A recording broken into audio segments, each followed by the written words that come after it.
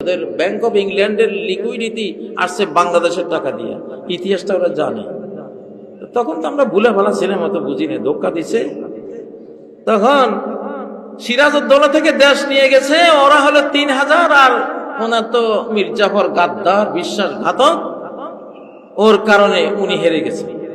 কিন্তু মির্জাফরের যে 3000 বাহিনী, একটা বাঙালি যদি একটা ইট হাতে নিয়ে মারতো, ওগুলি ওখানে দাপন হয়ে যেত।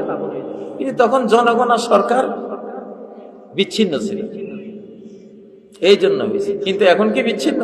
ওরে সর্বনাশ! এখন আমাদের বাংলাদেশের চা দোকানের এক একজন কাস্টমার উপদেষ্টার চেয়েও রাজনীতি বেশি করছে। আলহামদুলিল্লাহ।